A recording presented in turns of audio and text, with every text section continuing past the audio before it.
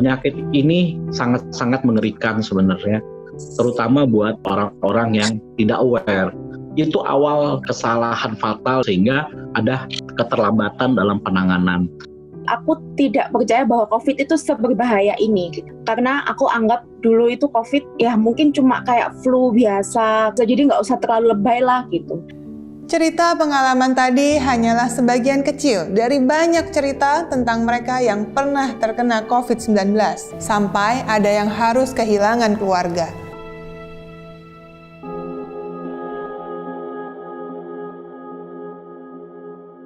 Aku ngerasa aku tuh sakit, tapi aku masih pede karena 2 kali aku rapid itu non-reaktif. Akhirnya aku fototoreks dan ternyata hasilnya juga ada gejala COVID-nya. Yang dirasakan apa tuh? Aku jalan biasa pun atau duduk itu ngos-ngosan, jantung berdebar, terus mulai kehilangan indera perasa sama indera penciuman. Badan saya sakit banget semuanya. Saya juga pernah kena demam berdarah, tapi rasanya ini lebih sakit ya. Tenggorokannya kering banget, nggak bisa ngerasain rasa ya. Lalu menjalankan pengobatan? Aku milih isolasi mandiri di rumah, karena aku lebih nyaman di rumah, dan masih agak trauma kan sama rumah sakit.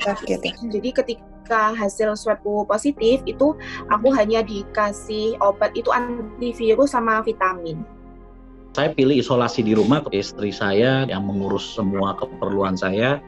Makanan ditaruh di depan kamar, kemudian saya ambil dan saya konsumsi di dalam.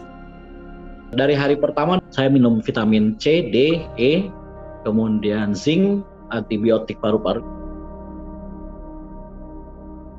Aku paham bahwa mamaku tuh sebetulnya ketakutan.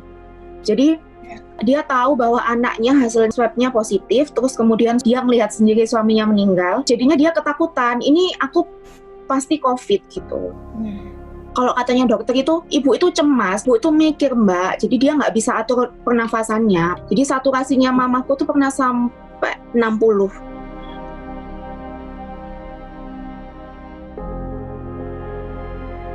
Setelah ibu meninggal, istri saya mohon ke saya dengan cucuran air mata. Dia bilang, kamu harus fight, kamu harus lawan. Saya nggak mampu kalau untuk harus nguburin kamu. Aduh.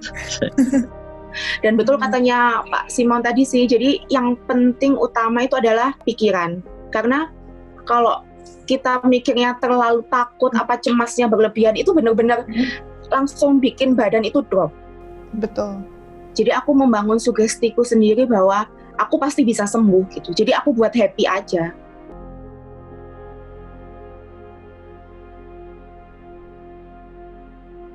Yang penting itu adalah jangan negative thinking. Karena nggak ada gunanya kita negative thinking, kita positive thinking aja. Yang kita butuhin itu hasil negatif, bukan negative thinking. Makanya kalau sekarang ini ngelihat orang yang nggak percaya sama COVID, terus yang meremehkan protokol kesehatan, itu yang kayak sedih aja gitu. Banyak anak-anak muda itu yang mikirnya, aku masih muda kok, imunku kuat. Nah buktinya aku yang masih umur 28 tahun pun bisa kena. Kita nggak pernah tahu penyakit itu reaktif. Ketika kita merasakan sesuatu gejala yang tidak enak, please isolasi diri. Betul. Buat yang tidak punya gejala, nggak ada simptom apapun di badannya, ketika berinteraksi dengan orang lain, nggak ada salahnya kok, ikutin aja protap. Baik, terima kasih atas sharingnya dan semoga bisa diikuti oleh semua ya. Semangat. Tetap produktif. Terima kasih. Kita semua pasti berharap pandemi ini cepat selesai, agar tidak ada lagi korban.